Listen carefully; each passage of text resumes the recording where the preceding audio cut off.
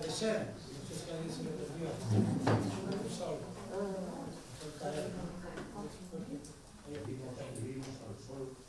Oui. Alors d'abord, est-ce que tout le monde a vu le coucher du soleil? A vu, a senti, a joui du coucher du soleil? Oui, c'est très bien, tant mieux. C'était le but, hein, de ce soir aujourd'hui, enfin entre autres. Vamos a dar lugar al final un poco de esta jornada, en la parte, digamos, un poco más íntima, ¿no? de lo que ha sido el equipo de trabajo que ha participado en estas jornadas, ¿no? En esta parte vamos a dar continuidad al bloque que quedó pendiente ayer, vamos a proyectar el vídeo de Larisa y dejamos media horita para el debate de las compañeras que participaron en este bloque. Donc maintenant on va voir une partie un peu plus intime, donc avec l'équipe qui a organisé le noyau de journée. Alors on va continuer un peu dans l'ancien d'hier. Donc si vous vous souvenez, il y avait une communication qui a été enregistrée, qui n'avait pas projetée à cause de pas mal de temps. Donc on va commencer par là. Et on va essayer de l'arrêter au fur et à mesure pour traduire. Ça c'est un peu compliqué à gérer, mais on verra comment on peut faire. Parce que non, on passe et puis on fait. D'accord, oui, je pense que c'est.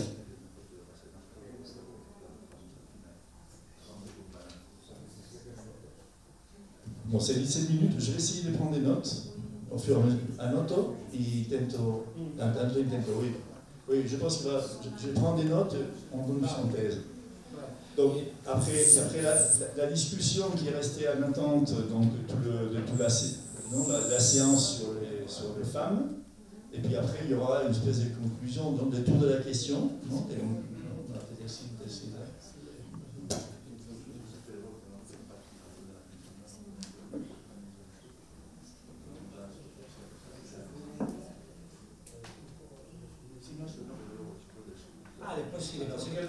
las conclusiones finales.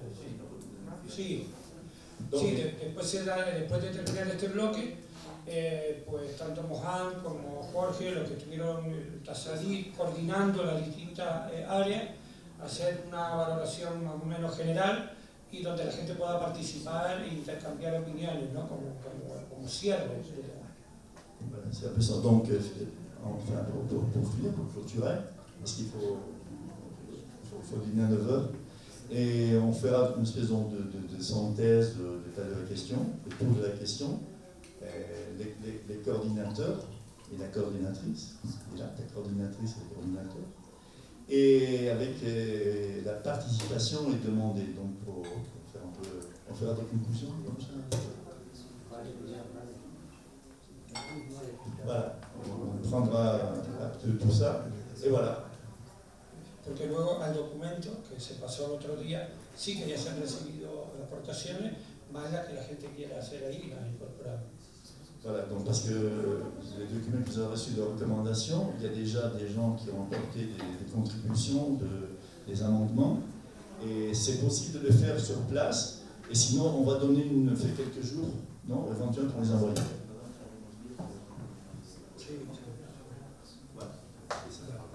Bueno, antes de pasar a Larisa, Jorge, solo un segundo, ¿no? Un segundo. Esta es la imagen que ustedes han visto desde aquí, ¿no? Entonces, en realidad no hemos podido comentar alguna cosa, porque fuimos al museo, a algún sitio, solamente 2 apuntes. En primer lugar está la visión que estamos teniendo, ¿no? Los elementos importantes del paisaje cultural son el Roque Nublo, que fue el que tuvimos el debate ayer, que es este monolito que han visto aquí al lado, donde no hay elementos arqueológicos claros, pero en sí mismo el roque es un elemento simbólico.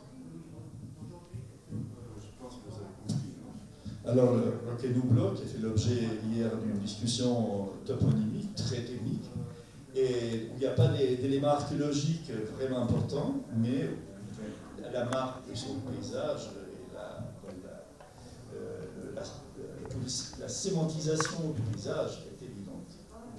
Luego, este es el conjunto del Ventaiga, que me preguntaba Mohan hoy, es decir, está el Roque Ventaiga y el conjunto de Cueva del Rey, que es esto, que es un conjunto de grandes poblados de cuevas artificiales con pintura, con graneros, con enterramiento, y donde estaría aquí el almogarén o el santuario. Voilà donc le Pentaïga qui n'y a pas que le piton rocheux que l'on voit, que vous avez vu aujourd'hui. C'est un ensemble, on appelle la Sierra, donc c'est un massif montagneux. Il y a tout un ensemble de villages, d'habitats, avec des greniers, des habitations, des grottes peintes, et bien sûr ces fameux almogarén, dont les sanctuaires qu'on n'a pas visités, mais qu'on a vus sur les audiovisuels du musée, dans ce souvenir. Luego, por último, estarían las dos mesas, son dos mesetas, que es la del Junquillo y la de Acusa, que era donde íbamos a ir hoy, que son un enorme poblado en cuevas artificiales, donde han aparecido momias, cuevas con pintura, enterramientos, varios graneros colectivos y varios almogarenes. Enfin, deux plateaux qu'on n'a pas visités finalement, qu'on a vus de loin, Acusa et Ronquillo, où il y a encore une fois donc un ensemble archéologique important avec des habitats, des greniers, des inhumations en grotte. Bon, de là proviennent des momies qui sont actuellement au musée Canario, donc un ensemble aussi très important. Bueno, y por último, solamente presentar a Larisa Pérez, que no ha podido estar, es una joven investigadora que da clase en la Universidad de La Laguna. Ella es de filosofía, pero se ha dedicado fundamentalmente a una revisión metodológica del estudio del pasado, lo que podríamos hablar en la perspectiva decolonial y el trabajo y el estudio de género de la mujer, ¿no? Entonces queríamos tener también esa opinión, digamos, de estas jóvenes investigadores también como reto a lo que vayamos a hacer delante, ¿no? Voilà, maintenant, je présentais Larisa Pérez, Pepe Pérez, qui est un chercheur à l'Université de Las Palmas. La Laguna. Non, la Laguna, Las Palmas. Non, ni Las Palmas ni la Laguna. Chez elle, à son université, ce qui est important, le plus important, c'est ça, nous-mêmes. Et donc, qui n'a pas pu venir, et donc qui a même envoyé sa présentation enregistrée, donc qui va nous présenter une étude du passé préhispanique dans une perspective décoloniale et genrée. Voilà. Buenas a todo el mundo, es un honor para mí que me hayan invitado a este encuentro para pensar nuestro patrimonio cultural, para pensar en nuestro patrimonio amazigh, y la verdad es una pena no poder estar presencialmente y compartir impresiones en el marco de las ponencias, fuera, en los pasillos, en las comidas. Mi situación laboral no me lo permite, pero espero que luego muchas personas que sí están por ahí presencialmente pues, me puedan contar sus impresiones y el rumbo de las discusiones. Mi intervención va a tener que ver un poco con intentar dibujar algunos de los enfoques que yo he venido desarrollando en mi trabajo, inspirada a su vez en un marco teórico que podría ser de los estudios descoloniales o el del feminismo descolonial. Este marco teórico creo que puede ser muy útil para pensar en esta dimensión amazigh.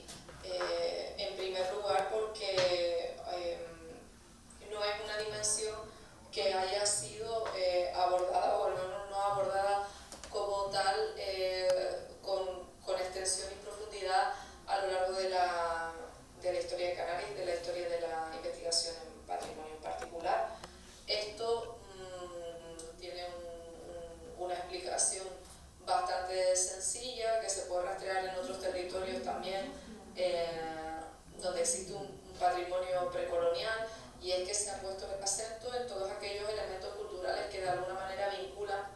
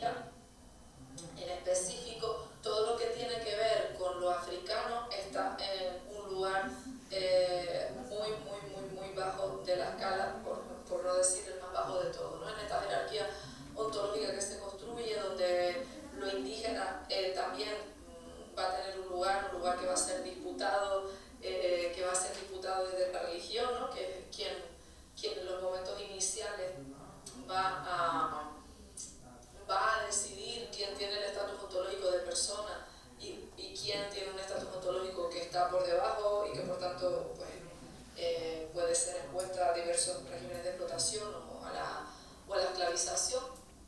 Toda esta discusión va a afectar al mundo precolonial canario y a la sociedad canaria naciente, ¿no? Tras las incursiones coloniales, que como pues, todo el mundo sabe fueron violentas y derivaron en procesos no de exterminio, tal y como también se contó, y en mi opinión no en procesos que no son de asimilación cultural, sino que son procesos de transculturación, donde la cultura precolonial se filtró y pervivió a través de distintas formas y expresiones en la cultura canaria como una cultura fruto de la criollización, como una cultura mestiza que está en permanente transformación. Los elementos de la cultura amazigh fueron sometidos a una devaluación y a una infravaloración, como así otros elementos de la sociedad canaria naciente, como los relativos al componente afro, ¿no? Al componente subsahariano que vendría a formar parte de la canariedad debido desgraciadamente al papel que tuvo la trata. Y bueno, y también por supuesto el papel de musulmanes, ¿no? de moriscos.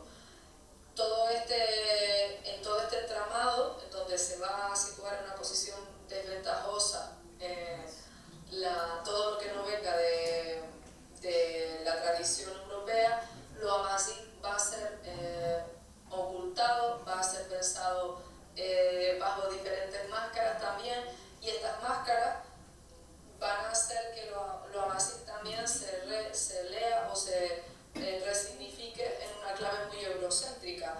Esto se debe también al trabajo y a las investigaciones que van a hacer antropólogos europeos acerca de los orígenes del pueblo canario y las pervivencias, ¿no? Y aquí, en mucha de esta teorización, lo amazigh va a ser situado o va a ser planteado también como una especie de proto-Europa o como un norte de África blanco, es decir, como algo que nos va a desvincular del continente africano. También ha ocurrido esto, ¿no? con la teorización o de alguna manera la lectura del pasado precolonial en términos que voy a llamar guanchistas, ¿no? Donde a veces sucedía que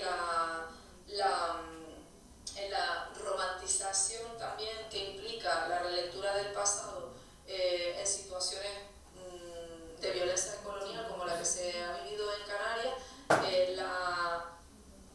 la reconstrucción de la identidad perdida o de la identidad herida se hacía en términos de una identidad guanche, bastante idealizada y bastante desvinculada también del continente africano. Ha sido mucho más escasa una relectura de la cultura canaria en conexión con la cultura o las culturas del norte de África, emparentadas, entre otras cosas, por estos ecos o patrones que se dan en el mundo amazigh. A mí es donde me gustaría, donde creo que los enfoques descoloniales nos pueden conducir a pensar Canarias como un territorio africano con unas expresiones culturales como mínimo de origen amazigh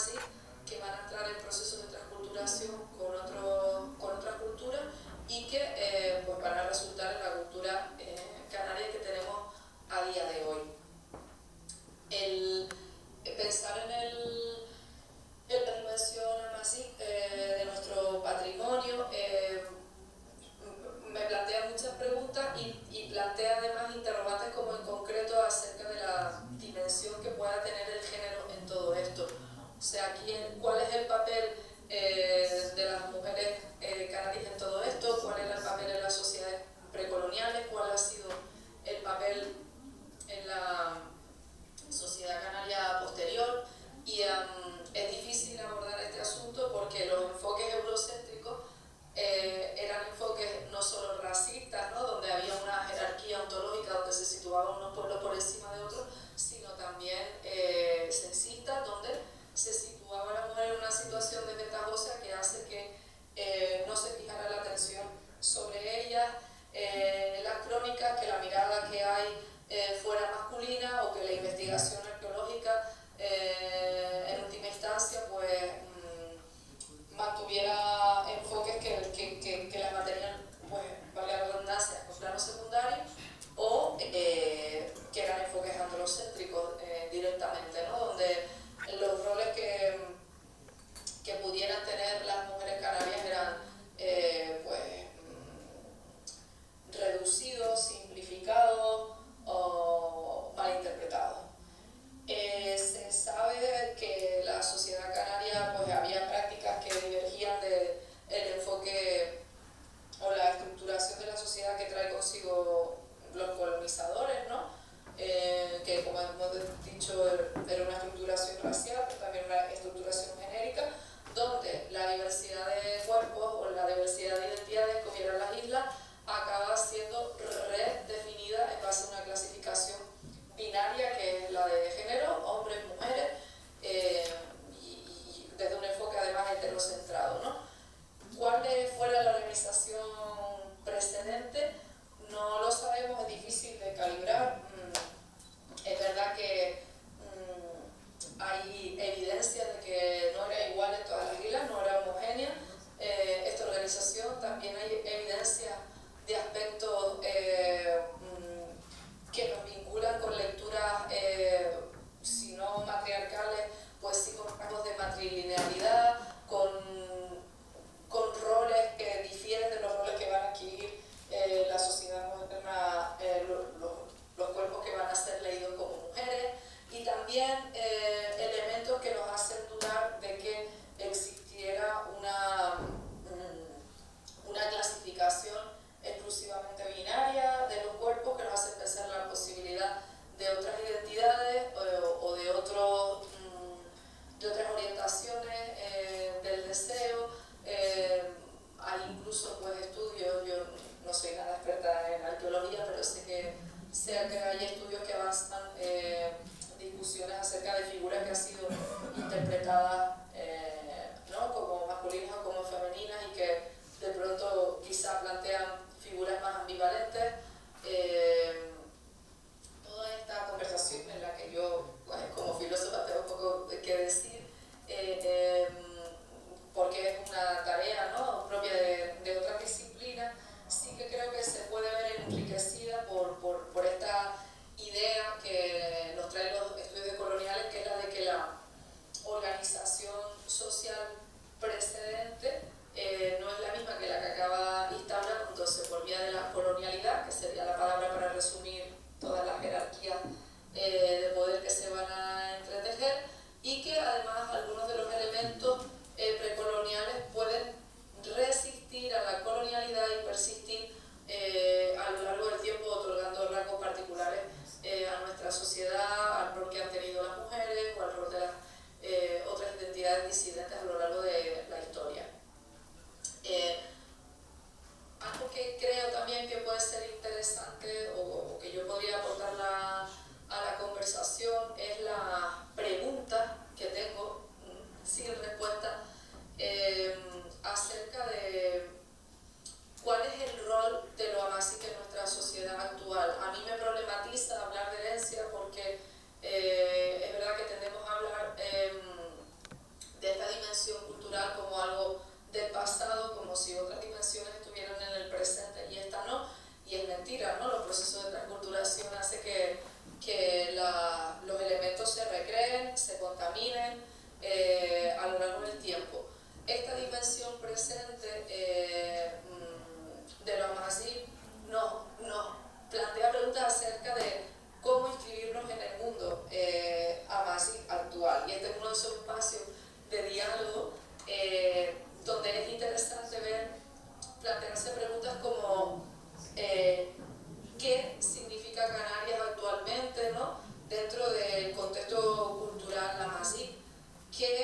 elementos culturales permiten afirmar una cultura como una cultura amazigh? ¿Qué implicaría definir a Canarias como parte de un mundo amazigh? ¿Qué papel tiene la lengua en este contexto? La recuperación del amazigh o la recuperación de una lengua, digamos, emparentada con la lengua precolonial amazigh canaria, sería una forma de reparación. Bueno, estas son preguntas para las que no tengo respuestas y como que me encantaría que sientan ahí, como poder conversar con ustedes. Y simplemente, bueno, quería terminar invitando incluso a mí misma a seguir ahondando en todo lo que tiene que ver con resignificar Canarias en el marco de las culturas africanas y de la historia del continente y de sus archipiélagos. Muchas gracias por todo y espero que el Congreso que el encuentro de grandes resultados. Y si no resultados, por lo menos proceso. Bueno, un abrazo.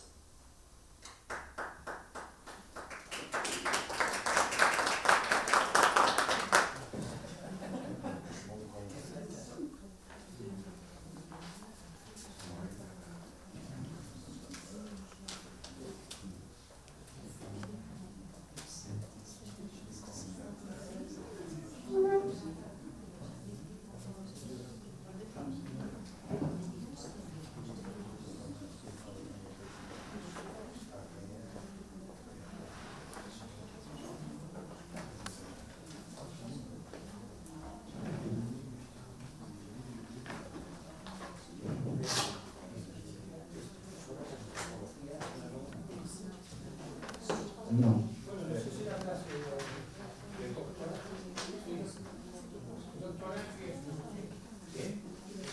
Est-ce que vous jugez indispensable, je dis bien indispensable, que je résume un peu ce qui a été dit? Oui. Non, pas traduire. Bon. Alors donc, Larissa Pérez, elle a commencé par manifester que, il parle d'une approche, et d'une approche qui est multiple, a commencé par le féminisme décolonial, ou les études décoloniales. Alors je ne vais pas expliquer qu'est-ce que c'est que ça, j'imagine que vous connaissez, autrement je vous conseillerais des lectures, parce que je n'ai pas le temps d'expliquer tout ça. Et non, je rigole, Et donc, à partir de là, mettre en question, bien entendu, l'approche eurocentrée, donc l'approche européenne du passé préhispanique. Bien sûr, en se positionnant nettement face à la minoration de l'africanité des sociétés, il y a l'occultation de l'amazérité des sociétés. Alors, donc cette critique s'adresse aussi bien donc, en concernant tout de ce passé au positionnement, disons, pro-européen. C'est vrai, donc, à considérer l'amazérité, c'est pas, bon, j'ajoute moi, c'est pas spécifique aux îles Canaries, donc c'est les Amazighs méditerranéens coupés de l'Afrique, donc c'est un peu ça. Donc, les études qui ont été faites pour prouver que ces Amazighs qui sont là, c'était finalement des Méditerranéens, et des gens proches des Européens, mais aussi de l'autre côté. Donc, elle a fait une critique à ce qu'elle appelle le gauchisme. Donc, dans la mesure où cette romantisation du passé qui a été faite par les gens qui voyaient ces indigènes comme étant donc, une société et qui devait être expliquée et sauvée de son passé, a été idéalisée, en fait. Donc, d'un côté, les gens qui voyaient les indigènes comme étant, soi-disant, des Méditerranéens plutôt européens, mais aussi ces auteurs qui ont idéalisé ces indigènes en recréant cette identité un peu coupée de tout contexte aussi africain. Alors, donc, pour elle, il faut commencer à penser ces mondes canariens, bon, commencer à le penser au continu, parce que, bon, il y a des gens qui ont déjà demandé, ça c'est moi qui ai chanté. Bon, bref, je dois toujours rien ajouter finalement. Comme un territoire africain, alors, ça d'une part, et bien sûr d'autre part, c'est un deuxième volet de son exposé, toute l'approche à partir du féminisme, donc du genre. Donc, le rôle de la femme indigène, mais aussi des femmes du premier monde colonial, donc, et en battant en brèche l'approche androcentrée. Alors, bien sûr, d'après elle, il faut aussi insister sur le classement binaire et donc la possibilité de faire exister d'autres identités qui ne sont pas forcément des identités binaires, dans la naissance des études de genre. Et quoi d'autre bon, important aussi, alors, en analysant la société indigène elle-même, donc ces sociétés qui étaient hétérogènes, elle a insisté, à l'échelle de toutes les îles, donc c'est vrai que les données dont on dispose permettent d'approcher le rôle des femmes dans les sociétés indigènes de façon un peu partagée entre les îles. Apparemment, c'est pas la même chose qui se passe à La Gomera qu'en Grande Canarie, hein, par exemple. Mais en tout cas, en insistant sur les traits matrilinéaires, hein, au moins matrilinéaires, qui existent. Mais elle a insisté, il n'y a pas que cela, parce qu'il y a d'autres orientations sexuelles, bon, elle a dit du besoin, du désir possible. Et ça, c'est quelque chose qu'on ne peut pas oublier. Alors, donc, et tout cela dans un cadre théorique plus vaste qui est celui des études de la colonialité. Donc, finalement, de toute façon, de décoloniser en fait, ce qu'on appelle la colonialité, donc il ne faut pas confondre avec la colonisation. Donc, c'est tous ces systèmes ontologiques et cosmologiques que l'Europe met en route à partir justement de l'exploration de l'Atlantique qui a permis aux Amériques. Et donc, c'est un mode de pensée qui a imprégné donc, toute la société et qui est toujours présent en fait. La colonisation, c'est moi qui l'ai dit, a peu disparu, mais c'est le monde de pensée coloniale est toujours très, très, très présent. De là, le besoin de décoloniser nos pensées et nos corps. Bon, alors, et finalement, c'est poser des questions. Des questions qu'elle aimerait bien répondre, pour pouvoir répondre, contribuer à répondre, donc, avec les concours des personnes qui sont là, en fait. Donc, elle regrette n'est pas devenue, donc elle aurait bien aimé être là pour discuter avec nous. Donc, d'abord, le rôle des Amaziques ou de la mazérité dans l'actualité, aux îles Canaries.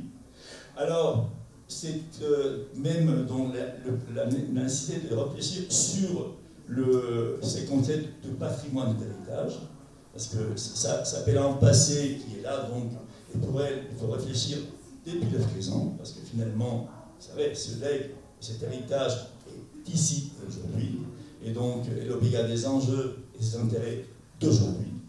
Donc c'est cette absence du présent et cette présence des attentes, finalement. Alors, la dimension présente de l'amazigité, comment inscrire le monde amazique actuel, donc aux îles Canaries, et donc dans ces contextes, dans ces discussions du passé préhispanique. Alors, comment pourrait-on affirmer l'amazérité des îles Canaries dans ces contextes actuels? Comment le faire? Le rôle de la langue dans cette affirmation de l'amazérité, faudrait-il récupérer la langue amazique aux îles Canaries? Est-ce que ça aurait un sens comme une forme de réparation donc, des excès du passé colonial? Et donc résignifier les îles Canaries dans tout ça. Voilà. En gros, hein, c'est ce qu'elle a dit. Non, elle a dit quoi? Non, je suis au contraire, c'est tout à contraire. D'accord. Oui. Ah oui, c'est tout ça. C'est bien? C'est bien. Merci. Yeah, no, donc on a été un peu frustrés, les femmes, la frustration féminine, je crois. Donc on continue. Je plaisante, mais bon, c'est en fait la question est là. Donc nous avons été les dernières à clore ces 2 journées qui ont été tout à fait. Oui, ben c'est très important. C'est le mot de la fin. Mais c'est aussi très. Il faut voir de façon positive, c'est le mot de la fin. Et en terminant, malheureusement, on est resté sur l'autre fin. Pourquoi? Ça, je lui avais dit au départ, mais je le répète, et Larissa l'a dit aussi un petit peu. C'est que, franchement, ce qu'on a dit, toutes les trois, peut-être qu'Hélène elle a été la plus précise et la plus synthétique, bien, je pense que c'était franchement quelque chose de caricatural, mais pas au mauvais sens du terme. Hein. C'est-à-dire qu'on ne pouvait pas faire autrement que de faire, disons, des présentations très resserrées et en prenant des points uniquement. Parce qu'encore une fois, on ne peut pas parler de femmes, hein, de Siwa jusqu'ici, tout en sachant que les Canaries, le Sakil est un monde, même s'il y a des points communs, il y a des points très divers. Donc on a simplement essayé, pour donner une idée aux gens de la salle, mais aussi à toutes les personnes qui travaillent sur le que c'est difficile, qu'il reste beaucoup de travail à faire, non seulement sur la berbérité en général, mais en particulier sur les femmes. On ne connaît pas tous les lieux. Le Maroc, je n'en ai pas parlé hier, mais c'est vraiment d'une richesse incroyable. Chaque groupe a ses traditions, a ses façons de faire. Je cite rapidement, le Souss est un monde, même à l'intérieur du Souss, il y a des divisions, il y a des façons de vivre et des façons de faire. Alors le monde d'Amazigh, c'est encore un autre monde, c'est vraiment un monde exceptionnel où les femmes ont gardé, je veux dire, oui, une présence dans la cité. Elles ont vraiment, je veux dire, des positions visibles et non pas du tout à l'écart comme on peut le voir. Le RIF, alors c'est encore un autre monde, c'est celui que je connais le moins, et c'est peut-être un peu le plus réservé sur cette question-là. Encore une fois, ça c'est ce que nous voyons de l'extérieur. De l'intérieur, c'est encore un autre mode de fonctionnement. Parce que tout ne se donne pas à voir. C'est ça mon problème. Tout n'est pas vu, tout n'est pas consigné.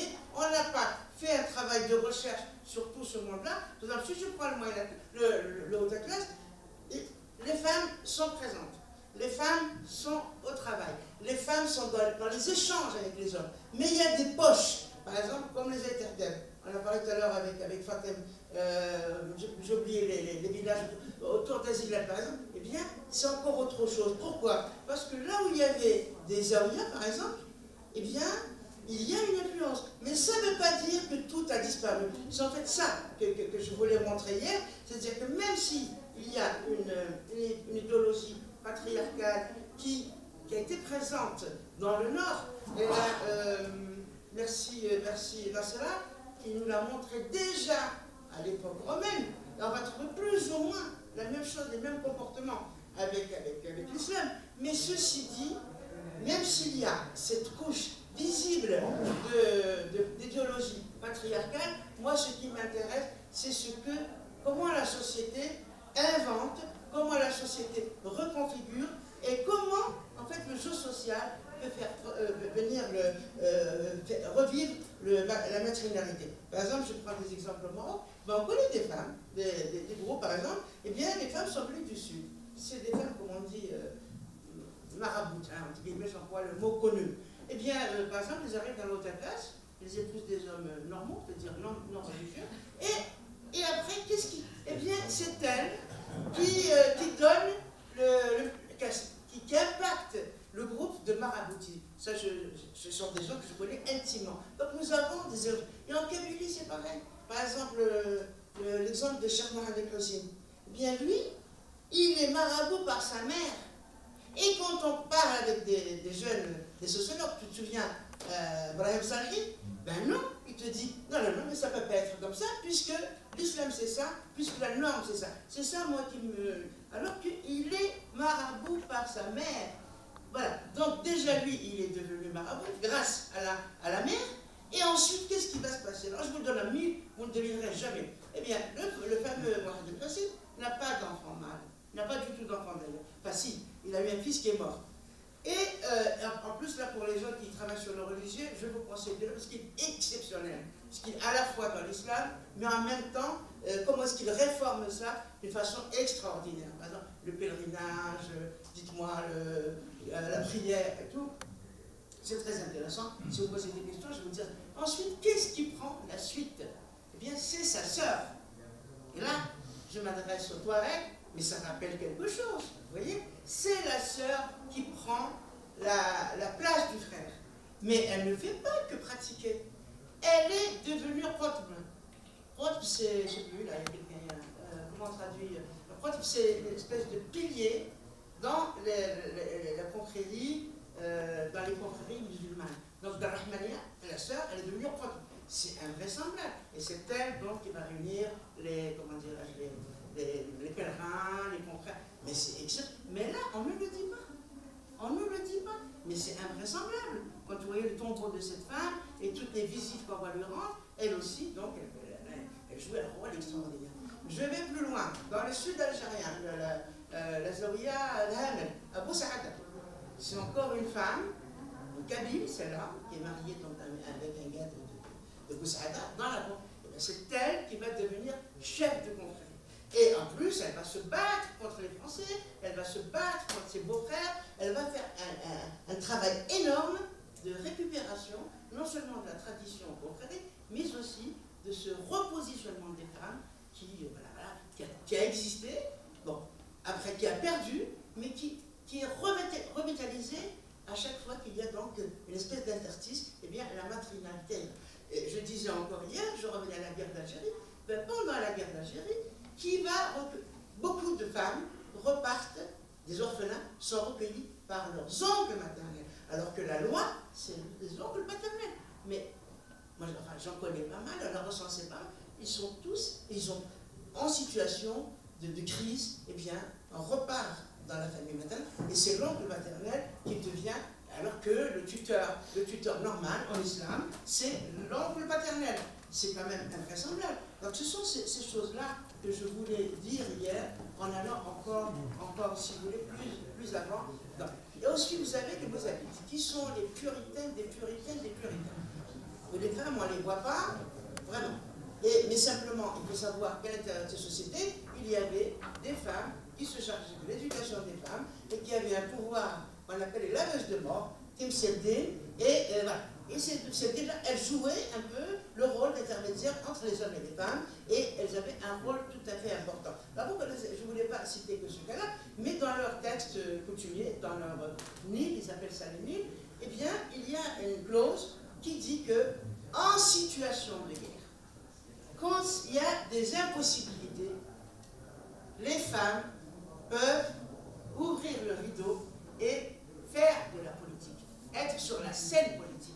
Et ça me semble aussi important parce que, là aussi, voilà, ça veut dire qu'elles ne sont pas complètement oubliées, complètement marginalisées, et évidemment, on leur reconnaît un savoir-faire. Et cette femme, la chef des femmes, qui, quand elles vont en guerre, elle s'appelle comment? Eh bien, moi, dans le Nil, évidemment, c'est dit en arabe, elle s'appelle El Ajouz, ce qui est exactement la traduction de Tamrat. Or, Tamrat, c'est le féminin de Amra. Et Amra, dans nos sociétés, il a beaucoup de significations, mais il a d'abord une signification politique. Voilà, aujourd'hui, c'est un chef de quartier, par exemple, ou une espèce, je ne sais pas comment on peut dire, une espèce de commissaire chargé de la gestion de la cité, mais Tamrat signifiait aussi la même chose, cette chose là, et c'est le terme qu'on va utiliser dans les structures anthropologiques. Tamrat, c'est aussi la belle-mère. Et la belle-mère aussi, pour dire que les femmes, bien sûr, il y a encore une fois de la domination, mais les femmes sont aussi les intermédiaires entre les hommes et les femmes. Et Tamrat, les Timrari, les Adjouz, là, ce sont elles qui ont le pouvoir au sein de la famille. Donc ce pouvoir, je vais dire ça et je vais arrêter, ce pouvoir, il n'est pas un pouvoir de domination totale, même si on parle de colonialité, même si on revient aux études qui sont, bien sûr, mais il faut savoir qu'il faut regarder cette société autrement. Il faut la regarder avec, je veux dire, les yeux de sa culture. Le regard est important. Qui juge quoi? Qui dit quoi? Parce qu'on pourrait voir, les femmes du moyen classe ne sont pas les femmes kabyles, ne sont pas les femmes chaouia, ne sont peut-être pas les femmes du monde berbère oriental. Il y a à la fois des différences, c'est clair, par rapport au mode de vie, par rapport au climat, par rapport à l'histoire. Hein, je disais donc hier, le modèle peut-être le plus matrilinéaire, le plus réussi, c'est le modèle Touareg, mais on en est loin, mais il y a des liens. Et ce sont ces liens-là, souterrains, sous-jacents qu'il faut rechercher. Comme je parlais de comment on fabrique la matrilinéarité avec la religion musulmane, c'est quand même extraordinaire. Cette femme est maraboute. Mais quand elle va monter dans le classe, elle va maraboutiser tout le monde, comme disent les jeunes, mais n'empêche que c'est un apport et donc ça va lui permettre de jouer un rôle important et ça va permettre aussi de garder une culture donc locale. C'est ça à mon avis qu'il faut relever. L'autre point que je voulais dire, le féminin il y a donc cette marge-là, le féminin donc peut créer du politique, comme avec la Tada, pas Tada élémentaire, mais un Tada, si vous voulez, exploiter largement. Mais ces pactes de collocation, ça s'appelle comme ça, existaient ici aux Canaries, entre les îles. Et quand les Espagnols sont arrivés, ils ont trouvé effectivement ces îles, ces groupes, donc, voilà, qu'on pouvait, qui étaient alliés uniquement par les pactes, par le lait, et non pas du tout par le sang. Et voilà, donc je voulais dire tout ça. Et alors, pour aller plus loin, il me semble que pour connaître ce monde et nous permettre de dire beaucoup plus de choses que ce qu'on a fait hier, je trouve que c'est très synthétique, c'est très ramassé, c'est à la limite, voilà, c'était réducteur, mais c'était uniquement pour montrer dans les trois moments, c'est-à-dire l'Antiquité, c'est très riche et vous avez vu en fait tout ce qu'on voulait dire. Le Mont Touareg, là, j'ai rien à dire, et c'est vraiment l'exemple à connaître, et aller voir justement comment la berbérité et la féminité surtout, c'est pas simplement une connaissance visible, c'est aussi une cosmogonie, c'est aussi un monde qui partage toute une culture. C'est une culture incorporée depuis plusieurs siècles, si je mets depuis plusieurs millénaires, donc il faut faire revivre en travaillant sur sa culture, sur sa littérature orale, en travaillant sur sa toponymie. Là aussi, il y a des femmes, on avait vu avec ce matin le guide là, parler pourquoi il y a notre Seigneur, notre patronne del Socorro et la Candelaria en Algérie, en Kabylie, surtout au Maroc. Il y a beaucoup de femmes qui sont des patronnes d'Algérie. Et ça, il faut les recenser, il faut les faire connaître. Ensuite, nous avons aussi des anthroponymes. Ben Khira, Ben Ouda, d'où ça vient? C'est le nom des femmes, c'est le nom des mères. Et c'est donc des lignages qui étaient autrefois matrilinéaires. Donc nous avons beaucoup d'anthroponymes qui portent des noms féminins. Ensuite, donc moi je crois comme recommandation, il faut absolument faire un état des lieux. Si on peut avoir des espèces de monographies où on va voir les femmes complètement en œuvre et les femmes, si vous voulez, remises dans leur position, mais aussi une espèce de monographie où on va mettre bien sûr la valeur féminine en évidence, mais aussi dans leur relation avec les hommes. Encore une fois, ce n'est pas les femmes d'un côté et les hommes de l'autre. Dans ce monde-là, Hélène a parlé du Mont Touareg, mais chez les Kabyles, c'est la même chose. L'homme, c'est la poutre, c'est celle-là, là, et la femme, c'est celle qui le soutient. Donc il n'y a pas un monde masculin et un monde féminin. Effectivement, ils existent, mais il y a des moments de rencontre. C'est-à-dire que la société ne peut pas survivre, ne peut pas tenir sans la rencontre des deux. Ça ne veut pas dire qu'il existe dans la pratique, mais c'est l'image, une représentation qui a été donc fabriquée il y a longtemps. Et ensuite, donc, nous avons, comme j'ai dit, les récits de fondation, ça aussi c'est très important. Donc il y a des Linen, mais il n'y a pas que des Linen. Il y a des petits groupes dans chaque région où il y a des femmes qui ont fondé des lieux et qui portent donc voilà, des portent leur nom et dont on connaît ou on ne connaît pas l'histoire. Ça me semble tout à fait important à mettre en évidence, sans parler évidemment des savoirs et des savoir-faire et de la littérature orale, les contes, donc les femmes qui ont transmis pendant longtemps les contes aux enfants, et évidemment dans les contes aux enfants on ne fait pas de différence, et là on voit beaucoup la présence des femmes, et dans les contes que l'on transmet, ben, c'est toujours la femme qui initie l'homme. Et la plupart du temps, c'est toujours elle qui dit oh, voilà comment il faut faire pour aller. Donc, dans la quête de l'amour, c'est souvent les femmes qui ont cette tâche-là. Et ça, c'est important parce que c'est ça qui reste, en tous les cas, dans les structures mentales des enfants. On avait parlé des tissages. Merci Fatima d'avoir évoqué la première chose, je voulais en parler après. Le tissage, le tatouage, dites-moi ce que c'est, la vannerie. Et vous avez vu aussi les femmes kabyles en train de dessiner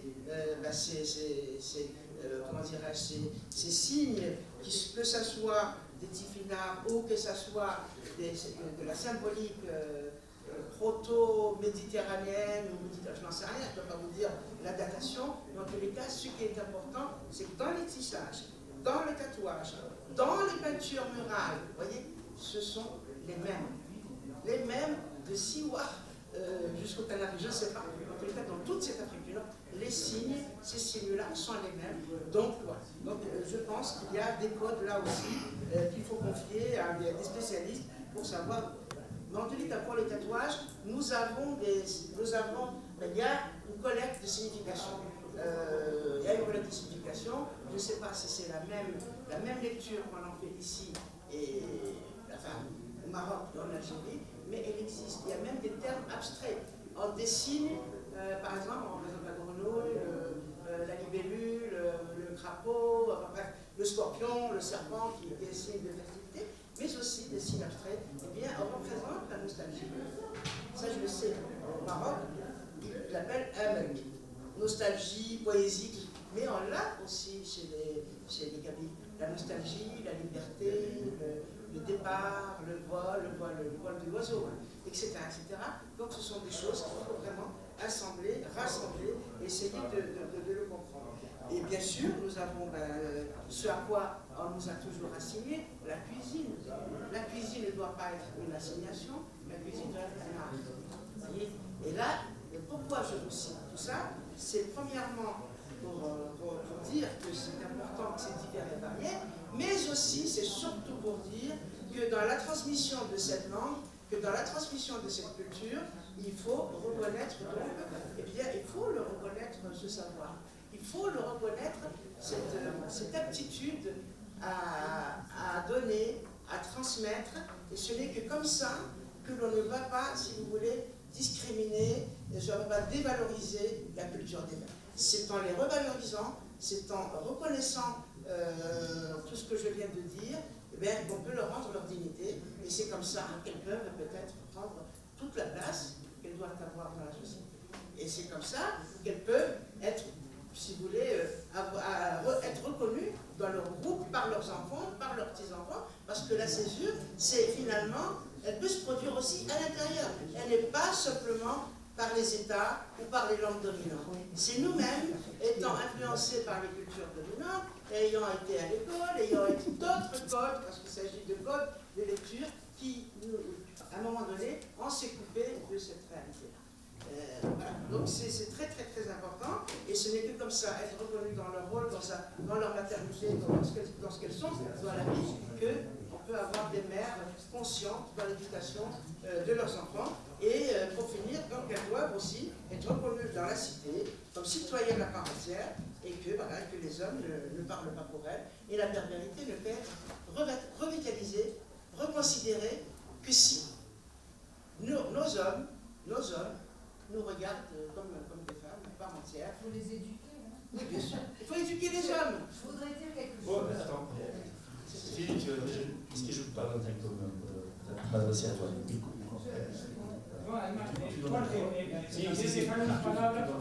Alors, donc voilà, la parole donc.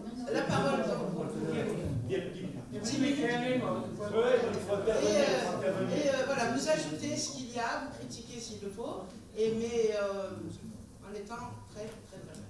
Vas-y. Alors, moi, Tu viens là?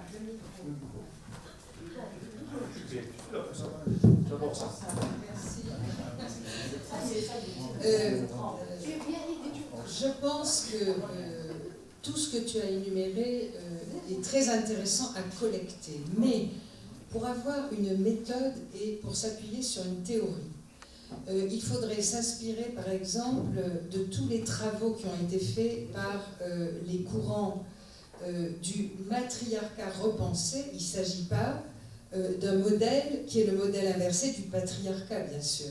Donc il y a eu tous ces modèles aux États-Unis avec les travaux des années 90 de Peggy Reeves Sanders, et il y a eu aussi des travaux comparatifs qui ont été faits du côté allemand à la même époque par Heide, Guttner, Abendroth. Je ne sais pas si vous connaissez ces travaux. Alors, ce qui nous intéresse là-dedans, c'est qu'elles ont repensé ces modèles matricentrés, moi je préfère ce terme, en les appelant quand même matriarcat, mais en prenant la racine arché dans un de ces sens qui signifie le commencement, c'est-à-dire au commencement était la femme. Voilà. Donc, ces travaux sont très très intéressants parce que, en comparant, on essaie de dégager un certain nombre de traits, et il ne s'agit pas, par exemple, tu as parlé de la cuisine. Bon, la cuisine, il y a la cuisine des femmes, mais il y a aussi la cuisine des hommes. Voilà, et donc il ne faut pas tomber dans cette espèce de travers où on veut tellement montrer que les femmes ont été importantes et ont joué un rôle, ce qui est le cas, que finalement on inverse le modèle patricentré vers le modèle matricentré. Voilà.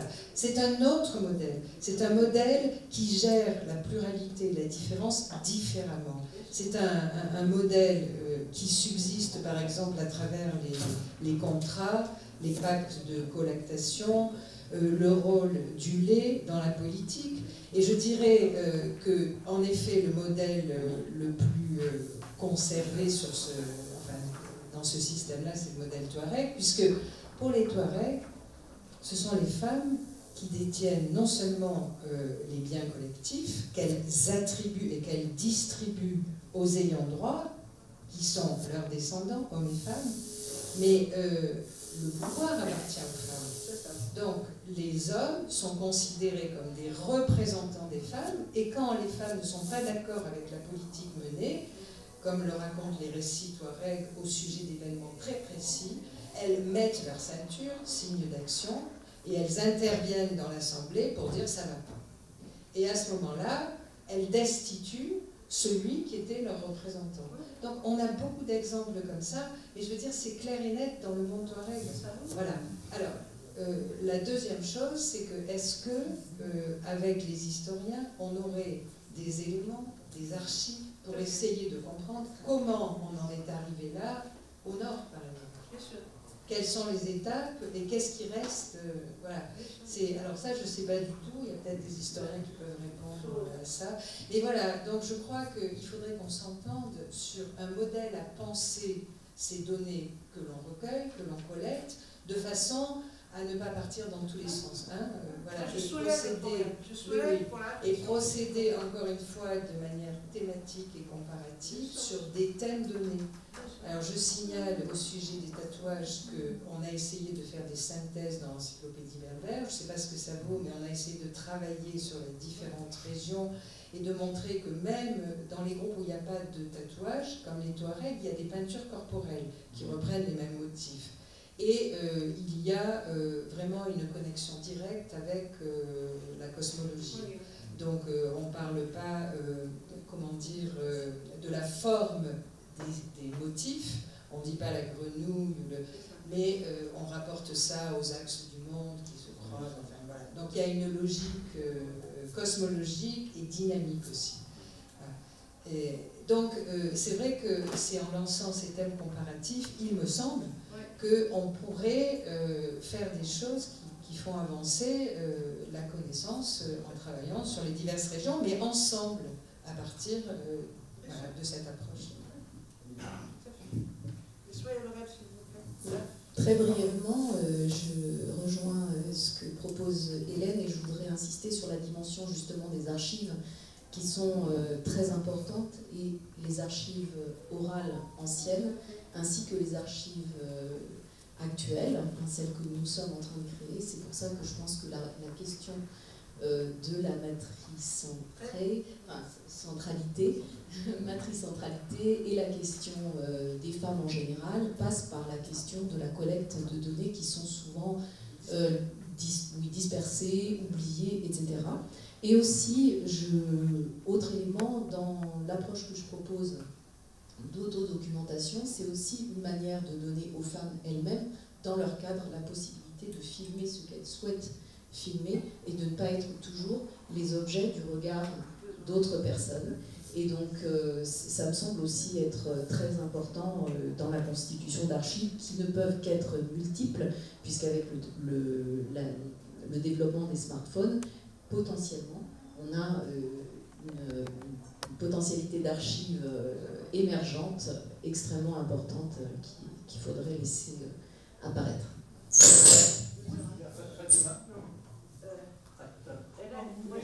Avant elle ou Assigné à la cuisine, j'ai pas dit que... Alors Fatima et après Nassera.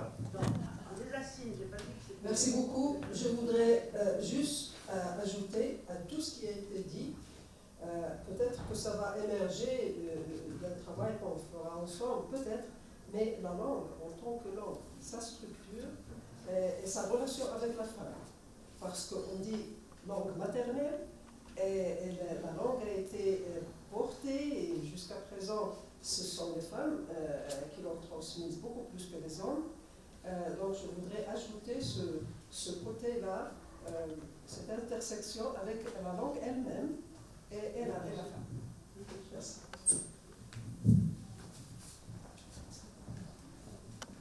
Alors moi je laisse les femmes parce que déjà hier j'ai commencé à en parler. Si vous en voulez plus, c'est une réponse aussi à la dame qui demandait s'il y avait des historiens pour parler de tout ça. Les historiens ont tellement parlé et écrit que les bibliothèques sont pleines de leurs livres. Il suffit d'aller dans les bibliothèques et lire. Alors, moi, je voudrais intervenir sur autre chose. Ce que j'ai vu aujourd'hui dans notre circuit. Moi, je reviens aux Canaries, puisque nous y sommes. Pas les oublier. Et j'ai été très choquée par quelque chose que j'ai vu au musée là, comment on appelle ça, oui, c'est un centre d'interprétation, un terme qui fait très très beau, mais bon. Et je lis paysage pré-européen, paysage culturel, et donc là, il n'y a plus ni Amazir, ni Canaries, ni Ganche. Je me demande pourquoi. Est-ce que c'est le colonialisme qui revient de plus belle pour s'installer même dans un lieu de culture? J'aimerais quand même qu'on m'explique. Alors, je vais toujours au bout de ce que je vais, puisque je l'ai noté sur leur... Ils ont un cahier, j'ai demandé aux deux employés qui étaient là, qui étaient très bien et très accueillants, qui étaient très intéressés d'ailleurs par ce que je disais, au point que la dame qui était là m'a montré qu'elle avait du tifinard sur le bras. C'est bien la preuve que la population qui survit, la population nord-africaine ou berbère ou ganche qui survit encore ici, existe. Et donc, je ne vois pas pourquoi, sur un grand panneau, un grand cartel, on écrit « Paesaggio culturale pre-européano ». Il faut quand même être conscient, oui, que le colonialisme culturel est toujours là, et c'est le plus dangereux. La preuve, la population a quasiment disparu, la langue a disparu, et on continue à parler de période précoloniale ou pré-européenne. Qu'est-ce qu'il y a d'européen dans l'Afrique du Nord? Voilà, merci. Très bonne question. Oui. Alors, dans les citations... Est-ce que c'est une question ou un manifeste? C'est manifeste. Ah, d'accord. Elle a raison de poser la question. Non, mais c'est une question. Préhispanique. Non, pré-européen, c'est écrit, c'est pour ça que j'ai flambé. Ça me gêne parce que d'abord, l'Europe, est-ce qu'au XVe siècle, on peut parler d'Europe? Première question. Première question. À mon avis, pas du tout. On parle des chrétiens, de chrétienté latine, mais pas d'Europe. Moi, ça me gêne. Personnellement, ça me gêne beaucoup. Ça m'a suffoqué. Bon. Mais... Non, mais je voulais simplement dire qu'il y avait aussi la céramique et la porte. Les responsables de ce centre, pourquoi ils ont écrit ça? Qui a écrit ça? Il y en a marre. Oui. Existe un debate en Canarias y un consenso no resuelto. Bueno, en Canarias, no sé si en otros sitios también, pero en Canarias, con respecto a la terminología que empleamos para referirnos tanto al periodo como para denominar a esa población. Hay gente que habla de que eran la prehistoria, otros hablan pre-europeo, otros hablan pre-normando, otros hablan precolonial, otros hablan aborigen, otros hablan indígena. Entonces, lo que digo que independientemente de lo que pensemos cada uno, estoy diciendo que aquí en Canarias eso ahora es un debate abierto, no resuelto. Explication, nous, depuis un certain temps, on parle de Canario Amazigh. Depuis un certain temps. Il y a un tel premier à le dire. Ça, je le signale pour l'histoire. Hein. Oui, mais ce qui est écrit, c'est pas ça, justement. Et c'est ce qui est écrit qui reste. Et qui est lu par tous les... Et Amazigh, c'est un peu à la suite de notre ami, parce qu'on a hispanisé le terme, qui est très important. C'est grâce donc, à Mohamed Tilmati, qui est un grand premier. Il faut aller vérifier ce qui est écrit dans les musées. Non, mais c'est vrai, la raison, il y a des fois des erreurs comme bon, ça. C'est pas une erreur. Non, d'autres questions sur les vifs du sujet. Bon, c'est intéressant. La preuve, c'est qu'aucun d'entre vous, vous étiez nombreux. Aucun n'a réagi à ça. Vous êtes pas Si, non, oui. Alors, non, c'est Madame la mode. Alors, d'autres questions sur le sujet?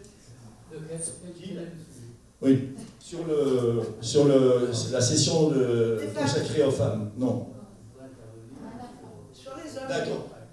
Alors, à ce moment-là, non. Comme on va faire une espèce de résumé, je pense que c'est le moment de faire un tour de parole pour tout le monde.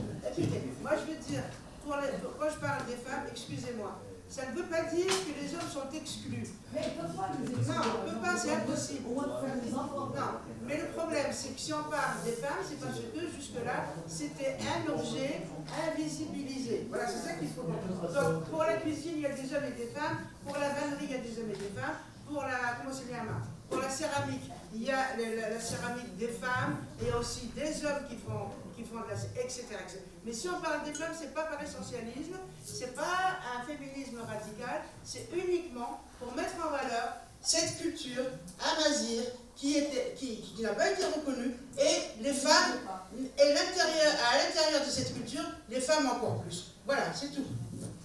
Voilà. On finit sur ça, on finit. On va donc changer un petit peu le décor. Il y a Pépé qui va se faire ici pour clôturer le... Tu restes là, s'il te plaît. Oui. Il faut bien qu'il y ait une femme quand même. Voilà. Carole Mathias.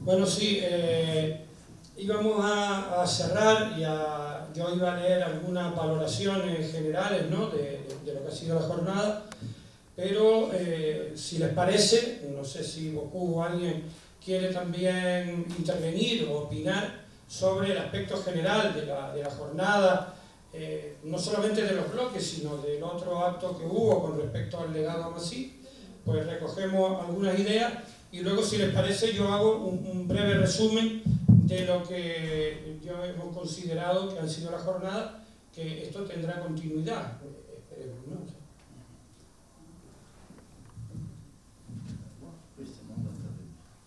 D'accord. Bien. Je vous remercie donc, de me donner la parole pour donner un avis un peu particulier, je dirais personnel. Pour moi, il s'agit à l'instant de procéder à un essai d'évaluation à chaud de nos travaux depuis mardi. Et je voudrais juste rappeler que l'objet de ces journées, c'était de célébrer l'inscription du projet Risco Caïdo, qui n'est plus un projet puisque ça a été inscrit sur la liste définitive du patrimoine de l'UNESCO. Donc célébrer cet événement, parce que nous considérons que ce patrimoine fait partie du patrimoine amazigh commun. Et je ne sais pas dans quelle mesure on s'en est tenu à cet objet spécifique, parce que je crois qu'il y a eu beaucoup d'autres objets, aussi des sujets sur lesquels beaucoup de personnes se sont exprimées, et qui sont pour moi, en tout cas c'est comme ça que j'ai compris l'argumentaire qui nous a été envoyé avant de venir ici. Et moi je me suis trouvé dans une salle où on a abordé un grand nombre de sujets qui sont pour moi assez périphériques par rapport à l'objet premier des journées. Alors, les objectifs, c'était donc d'engager une réflexion collective sur cet événement, de manière à sortir avec des recommandations qui nous permettraient de faire bénéficier les autres aspects du patrimoine culturel amazigh, les patrimoines continentaux cette fois-ci, pour profiter un peu de cette expérience de Risco Caïdo. Il s'agissait également d'engager une réflexion collective. Or, moi, ce à quoi j'ai assisté, c'est à des exposés personnels. Il ne s'agit pas du tout d'exposés qui sont le résultat de travaux d'équipe sur telle ou telle thématique. Et ça, c'était un peu déroutant pour moi.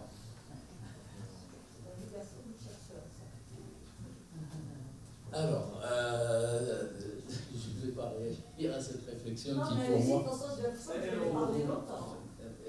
Pardon. C'est pas une question, que cada persona haga su aportación libremente, ¿no? C'est une réflexion.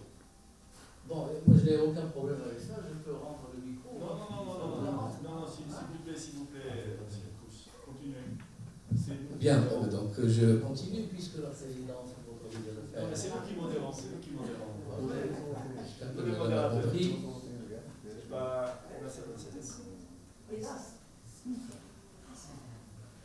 Donc, à partir de ces remarques préliminaires, moi personnellement, je peux dire en toute transparence que ça n'a pas assouvi mon désir de connaissance sur l'objet spécifique, encore une fois, de ces journées.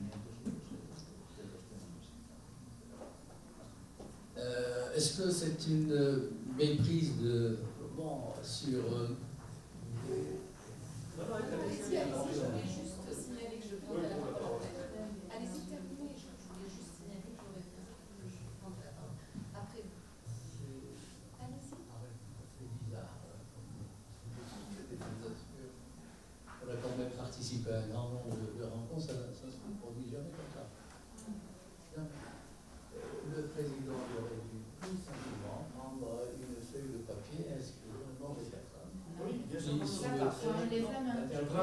prends lever la main. Mais lever la main pendant une belle fois. Il est en train d'exposer ses idées. C'est une tactique de diversion. C'est dommage qu'on finisse comme ça. Franchement, pour nous, organisateurs, c'est un peu triste. Ah oui, ça l'est. C'est un peu triste. Oui, ça l'est. Bon, est-ce que je peux... on va essayer quand même de recomposer un peu la situation, s'il vous plaît. Si vous estimez que vous devez continuer, je vous prie de continuer. Oui. C'est à vous de décider. Oui, si je donne la parole, on fera à tour de rôle. Et je vais demander après que vous aurez fini, que ceux qui veulent intervenir lèvent le bras. Ouais. Effectivement, j'ai note, mais bon, 3 ou 4 noms, j'arrive à le tenir dans la tête. Je l'espère. Et on finit. D'accord? Ok, très bien. Merci.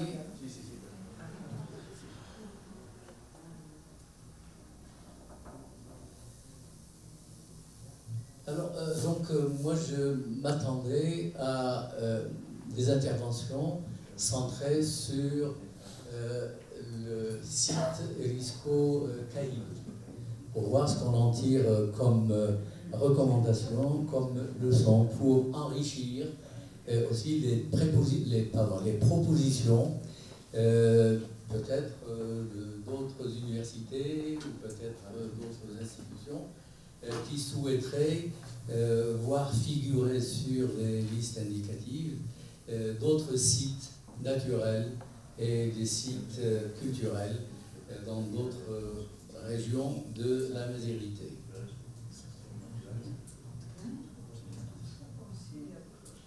Alors, pour ce qui est de l'organisation, j'espère qu'il est permis de donner son avis sur l'organisation. Absolument. Merci. Je vous en prie, justement. Alors, moi j'ai été franchement surpris aussi de voir que il n'y a pas eu de débat en dehors d'une seule session.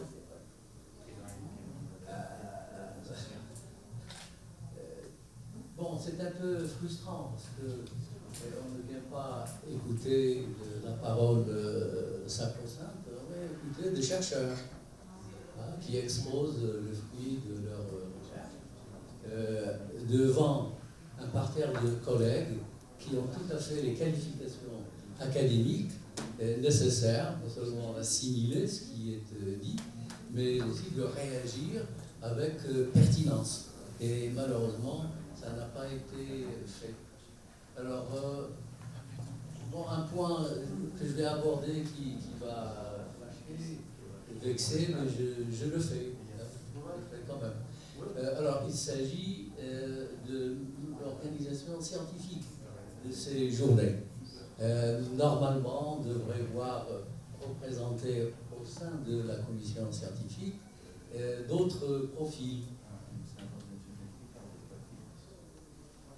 Alors, les recommandations. Les recommandations, pour moi, ce qui m'intéresserait la prochaine fois, si d'aventure il y aurait une prochaine fois, c'est de focaliser sur les problèmes de constitution de dossiers relatifs au projet d'inscription. C'est ça, moi ce qui m'intéresse, c'est ça. Je suis venu écouter des experts dans ce domaine-là, et notamment la commission ou le comité d'experts Risco Caïdo pour apprendre auprès de ses collègues comment on monte un projet, ce qu'on met dedans, les écueils qu'il faut éviter, etc. Donc il s'agissait pour moi de venir m'inspirer de cette expérience. Alors, ce qui a été suggéré dans le papier qui nous a été distribué par Cipriano. Cipriano Mari. C'était une invite, ce papier. C'était une invite pour voir comment on pourrait envisager la possibilité de créer un comité pour continuer le travail sur Risco Caïdo. D'accord ? Alors, donc, ce qu'il a suggéré, c'est un groupe transnational. Normalement, en guise de conclusion pratique de ce type de rencontre, on sort avec un comité technique d'experts, mais recevant l'aval, disons, des personnes, des chercheurs, des chercheuses qui sont présentes. La dernière chose, c'est que moi, ce qui m'aurait aussi intéressé, c'est que les interventions soient centrées sur les aspects qui regardent la stratégie. Ça veut dire des propositions qui concernent le niveau global. Voilà, merci, excusez-moi de vous avoir... Non, je n'ai pas besoin de ça. Merci beaucoup. Je pense que, bon, peut-être ennuyer certains, les irriter, mais il faut accepter... Bien sûr, non. C'est nous, franchement, c'est nous qui vous remercions. Franchement. Bon, alors moi je voudrais dire comment on n'a pas compris cette réunion, cette manifestation. Je l'ai comprise non pas seulement comme le désir de personnes qui arrivent d'autres pays d'Afrique du Nord de venir prendre ou bénéficier d'une expertise qui est celle des Canariens, mais aussi à l'inverse, l'expression du désir des Canariens d'avoir l'expertise et l'apport de pays, de chercheurs dans lesquels les langues sont parlées et les cultures sont pratiquées de manière vivante pour pouvoir, pour eux-mêmes, valoriser, retrouver, se reconnecter avec leurs racines amazighes. C'est ce désir qui m'a semblé être à l'origine de cette manifestation et pas simplement une forme de stratégie pour inscrire des sites à l'UNESCO. Ça n'est pas en opposition, on peut faire beaucoup de choses, mais je pense qu'il ne faut pas oublier cet élément de désir, et je pense qu'il est très important aussi de noter qu'il s'agit d'un paysage culturel. Un paysage culturel, c'est un paysage symbolique, c'est un paysage de tous les éléments, y compris les éléments d'une langue en creux, d'une langue qui souhaite se revivifier, se revitaliser aux Canaries, sont présents. Et à mon avis, c'est la raison pour laquelle toutes les interventions qui vous ont peut-être semblé périphériques sont en fait extrêmement centrales pour répondre, je pense, à la volonté de nos collègues et amis et frères et sœurs canariens. Quelqu'un d'autre? Je voulais juste un petit point. N'inquiète pas, je n'ai pas regardé longtemps la parole. Juste un point, non, pour dire que les organisateurs ne se sont pas trompés, ils ont su ce qu'ils écrivaient, parce que je regrette quand je lis là-bas, il y a le John Nagas, là, je prononce comme ça, je ne suis pas hispanisant, Risco Caído y las Montañas, mais je regrette qu'il y a écrit El Legado Amazigh y el Patrimonio Mondial. Donc il n'y a pas que les montagnes sacrées et les grottes qui ont déjà été classées, de toute façon, elles sont sur la liste. Là, il n'y a plus rien à faire. Plutôt que de voir tout l'héritage amazigh qui est en mal en point ici, comme il est en mal en point dans toute l'Afrique du Nord, et le patrimoine mondial. Comment faire en sorte que cette histoire de patrimoine mondial ne soit pas juste du blabla? Parce que dans tous les pays, tous les spécialistes du patrimoine souffrent de voir que ça se termine toujours par du blabla diplomatique. Donc on est ici pour voir comment nous pouvons être plus concrets. Et le titre est très très clair là-dessus. Je ne comprends pas pourquoi vous n'avez vu que la moitié du titre. Voilà, merci. Quelqu'un d'autre? Otra persona, por favor. Alguien más, porque vamos un poquito más de tiempo. Intervenciones. Sí.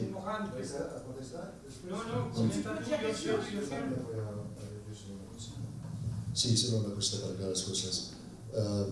Efectivamente, yo como miembro de este comité de organización, no entiendo absolutamente por qué efectivamente se ha pensado que el objetivo era diferente. El objetivo quizás se ha confundido la declaración con el argumento del programa. Efectivamente, si el objeto principal hubiera sido la declaración, quizás, pero incluso en este caso no hubiéramos podido jamás salir con un comité de expertos, ¿no? Entonces, yo, como mis compañeros, cuando hemos pensado a esta jornada, era como construir puentes entre las Canarias, la cultura guanche de los canarios, con la cultura amazigh en el norte de África. Por eso hemos intentado traer gente de diferentes regiones norteafricanas donde se habla amazigh. También por eso hemos intentado abarcar dentro de lo posible diferentes dominios y ámbitos como la historia, la antropología, la lingüística. En cuanto a la composición, siempre encontraremos gente che non è stare in composizione di un comité, che per certo non era semplice, era un comité d'organisation. Ça s'appelait, donc c'est pas un comité scientifique, c'est un comité d'organisation. De coordination. Et de coordination, exactement. Donc voilà, simplement pour remettre les choses à leur place, il n'y a absolument rien d'autre derrière. Voilà, merci bien. Ah, je ne sais pas, je pense que vous avez compris. Voilà, c'est ça, je ne sous-estime pas. Ah, vous avez pas compris. Donc alors, voilà, alors en français, je vais essayer de redire un peu la même chose. Donc moi j'étais dans ce comité de coordination, donc j'ai suivi un petit peu depuis le début l'organisation avec mes collègues de ce colloque, et je ne comprends absolument pas comment on a pu comprendre cet objet du colloque. Parce que si on relit l'argumentaire, on dit qu'on essaye de tendre des ponts entre l'Afrique du Nord et les îles Canaries, des îles Canaries qui veulent reconstruire justement cet héritage amazigh. Hein. Et évidemment, on a utilisé cette occasion du Disco Canido comme cadre général d'organisation. Mais c'est simplement un cadre général, une occasion pour organiser ce genre de rencontre. C'est la première rencontre, dans ce sens, c'est une première prise de contact.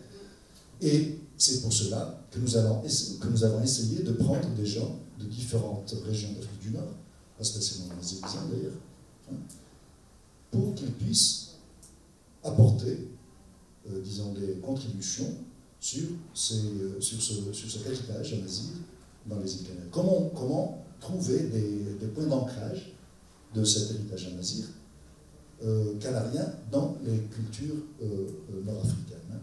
Et je pense peut-être qu'il y a eu une confusion entre deux choses différentes qui ont lieu durant ce colloque, cette rencontre.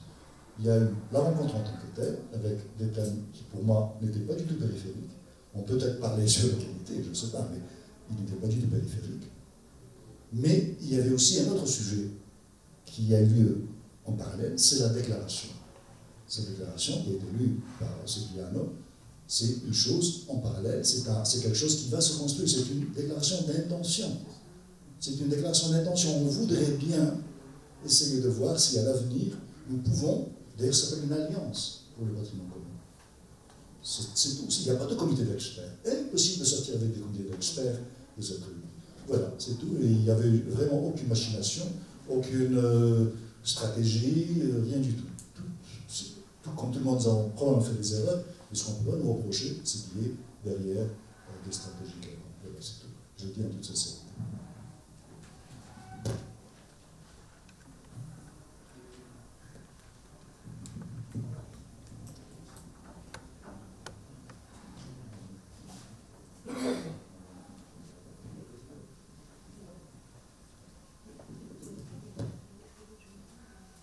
¿Se oye? Sí.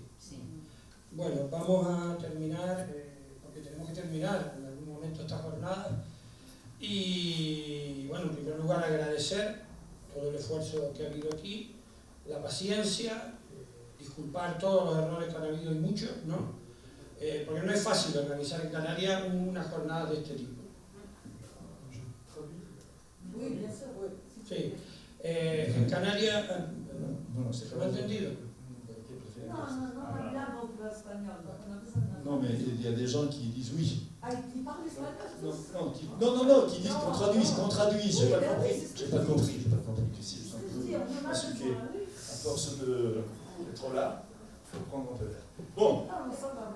Non, alors là, donc d'abord remercier donc, les participants, les organisateurs, les gens qui sont là, et bien sûr s'excuser de toutes les erreurs qu'il y a pu y avoir tout au long de ces journées qui sont considérables, qui sont importantes. Parce qu'il y a des erreurs. Voilà. Et non, des erreurs. Bon, c'est sûr qu'il y a eu des erreurs. J'en suis conscient. Mais sinon, il dit bon, c'est pas facile d'organiser une manifestation comme ça, et surtout aux Canaries. Et ailleurs aussi, Vale, yo pediría que nos centremos un poquito en esto, ¿no? Yo dos ideas. Primero, no es fácil organizar una jornada de este tipo porque sí que se ha tocado y Jorge lo sabe, en el ámbito de la investigación para los temas AMASIC, de las universidades, pero un enfoque que vaya más allá, no solo la parte de la investigación, sino el compromiso de plantear el trabajo conjunto. Además, como conclusión, hemos valorado que lo AMASIC no está socialmente reconocido. Para nosotros es una brecha también importante poderlo abrirlo en la sociedad, y por eso hemos hecho este esfuerzo, ¿no? Donc il y a deux points, deux approches. Donc, enfin, premièrement, côté scientifique, bon, il a dit qu'il y a eu quand même un souhait s'exprimer pour essayer de développer tous ces volets scientifiques académiques, et donc vis-à-vis des équipes locales, des chercheurs canadiens qui présentent leurs résultats de recherche, et aussi donc, l'importance de visibiliser donc, la composante AMASIC au niveau canario-canarien, ici. Parce que là, bien sûr, c'est une dette, hein, c'est quelque chose qu'on n'a pas fait. Y por eso se enfocó en tres perspectivas, ¿no? Uno era que había que hacer la jornada de risco caído de cada año, y otra que teníamos que vincularlo al 50 aniversario de la UNESCO. Y quisimos que ambas estuviera el tema MASIC como elemento central, ¿no? Pero eran dos ámbitos. Uno era el ámbito estrictamente del patrimonio mundial y otro era poner el tema MASIC, por lo cual había una parte de gestores y una parte de investigadores, ¿no? Donc il y avait trois approches. Enfin, premier point, il fallait organiser le 20 journées à risque caïdo. Deuxièmement, il fallait le faire dans le cadre justement du 50e anniversaire de la signature de la Convention du patrimoine mondial. Et troisièmement, justement, donc mettre en valeur la composante AMASIR, donc de ce patrimoine. Et c'est pour cela qu'il y a eu d'une part cette rencontre d'experts, des gestionnaires de sites, et puis après l'autre volet plutôt scientifique, disons. Por eso no es fácil llevar, conseguir un patrimonio mundial, suele ser décadas de trabajo, y por eso nosotros humildemente también hemos querido decir, con el legado, de aportar nuestra experiencia a todo lo que ustedes puedan necesitar, tanto para los sitios declarados como para la lista indicativa. Nosotros y más gente, pero que ya que tenemos un patrimonio mundial claramente AMASIC en risco caído, pues poner a disposición de ustedes todo lo que ha podido servir para poder colaborar. Voilà, donc ce n'est pas facile d'obtenir gain dans cette candidature d'inscription sur l'espace mondial. Bon, normalement c'est des décennies de travail. Alors risque caïdo, là il y a en 3 ans, ce qui est quand même un record. Et donc ce qu'on voudrait, en toute modestie, c'est d'offrir à nos collègues donc l'expérience de risque caïdo, cette expérience qui est importante, et donc d'inscrire un patrimoine qui est quand même AMASIR, hein, de fond en comble, et de mettre à disposition cette expérience et savoir-faire non moyen aux collègues qui sont venus d'ailleurs. Voilà, c'était ça le but. Alors que c'est atteint ou pas, ça c'est une autre chose. C'est moi qui mente. Hein.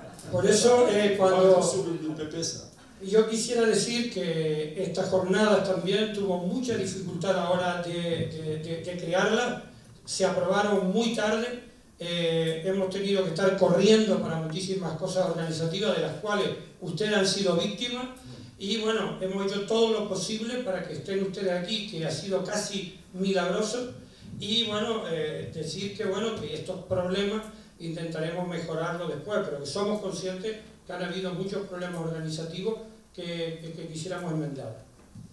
Donc, on est conscient de tous les problèmes d'organisation, on est conscient des difficultés que vous avez ressenties, que vous avez subies, parce que bon, ça a été lancé très tard. Je pense que je vous expliquais que bon, ça rime aux démarches administratives qui sont maintenant en œuvre chez nous en Espagne. Il faut passer des marchés. On ne peut pas faire ça directement dans l'administration. Il faut passer des marchés avec des voies privées, donc il y a le marché, l'appel, donc la candidature, l'évaluation. Donc ça a pris des mois et des mois de retard. On s'y est pris trop de retard. Donc du coup, c'est vraiment miraculeux qu'on soit tous à. Mais cela dit, on dit ça. Vraiment, on le dit en toute modestie, vraiment, on est conscient des problèmes, des gros problèmes d'organisation que vous avez subis et que vous subirez encore d'ici demain, après-demain. C'est pas fini, c'est pas fini. Et donc, on s'en excuse, On s'en excuse, franchement, du fond de notre cœur, et on espère que si des nouvelles journées et rencontres il y en a, ces problèmes pourront être résolus. Voilà. Y para ir terminando, desde la valoración nuestra, desde Canarias, nosotros hemos valorado como un éxito el que esto se haya celebrado, no solo por el respaldo del Ministerio, sino por la posibilidad que nos da de darle proyección social e internacional a la continuidad de esto.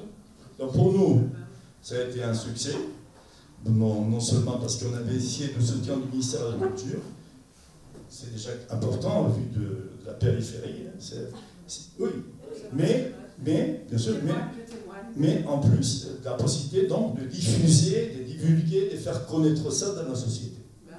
Segundo punto, para nosotros importante. Creemos también que ha sido muy importante y exitoso la repercusión que ha tenido en nuestra sociedad. Es decir, el ECO que ha tenido una participación de gente muy variada, con muchas contradicciones, con muchas formas de pensar, como no podía ser de otra manera, y eso se ha logrado gracias a que ustedes están aquí. Y la gente lo ha valorado muchísimo. Y la gente, con todos los errores y aciertos, con todo lo que cada persona libremente ha podido decir, le ha llegado a la gente de aquí. Donc, encore une fois, donc, très content de la répercussion sur le plan social de ces rencontres, de cette variabilité des positionnements, de cette pluralité des opinions qui étaient véhiculées en toute liberté par tout un chacun, qui est venu plusieurs azimuts. Donc on est bien content de cela, cette multivocalité, et qu'est-ce qu'il veut dire de plus? On est très content. Et non, et c'est grâce, voilà, et c'est grâce à vous, à votre participation, qu'on a pu faire ça. Y luego, y el último punto es la voluntad de darle continuidad a esto. Entonces, en ese sentido, vamos a pasar unas notas de todo lo que se ha recogido, incluido las aportaciones de ahora. Ya para el documento que se presentó el delegado, ya hay personas que han mandado cosas, ¿no? Bocús y alguna gente que lo vamos a incorporar, ¿no? Y luego ya desde Risco Caído va a ser una línea de trabajo que nosotros vamos a tener la continuidad de esta jornada. Voilà, donc le dernier point, notre volonté ferme d'assurer la continuité de ces journées. Donc déjà, on a recueilli des propos des uns et des autres, à propos de documents et à propos des journées, donc, y compris ceux qui étaient dit ici, on va l'inclure, on va l'incorporer, bien sûr. Et donc, vis-à-vis des responsables de Caïdo, donc ils affichent leur volonté donc, de donner continuité, de continuer dans le lancer en organisant d'autres journées dans l'avenir. Y ya por último, nos hemos encontrado el último que quiero decir que nos hemos encontrado con un mundo amasí estos días, pequeño, representado por ustedes, con mucha pasión, que a veces no es fácil poder organizar, y esa pasión es muy buena. Pero también hay que tener la cabeza fría y paso a paso. Es decir, que a veces la prisa y la velocidad no es buena consejera. Entonces, que viva esa pasión, pero saber que no es fácil, y vamos a trabajar con los comités de expertos, crear todo lo que tengan que hacer, pero no sé cómo sería nada así, pero con calma. Voilà. Alors, la passion, voilà, vous avez compris, j'imagine, non? On a eu beaucoup de passion, beaucoup d'émotions, mais bon, à côté de ça, il faut garder la tête un peu froide. Et donc, c'est dans l'avenir, c'est très bien qu'il y ait de la passion, mais on va y aller doucement. Et dernière question. Y para parar la pasión, ahora va a haber un pequeño concierto de música. Et donc, pour contribuer à cette passion, nous puissions de musique. Et écoutez, merci beaucoup d'être venu. Ça, je vis un tank à Roquembourg. Et on est content de vous accueillir. On s'excuse vraiment de tous les dérangements et de la. Et voilà. Et c'est pas fini. On aura le temps de. Non, tu dis rien, tu as beaucoup parlé. Et moi je vais chanter en attendant. Oh! Je vous remercie aussi Oui. Je veux vous remercier d'avoir mis en vedette le patrimoine amazigh. Nous avons du mal. Allez, commencez les gars, pour toucher parce que sinon Oui, moi je crois que merci aussi. et que les difficultés ont été grandes, et que c'est la première fois qu'il y a un colloque qui transcende les universités et que le politique et le culturel soient mis pour la première fois. Donc c'est ça, la difficulté, c'est celle-là. C'est là, mais vraiment celle-là. On a été obligé de faire ce qu'il fallait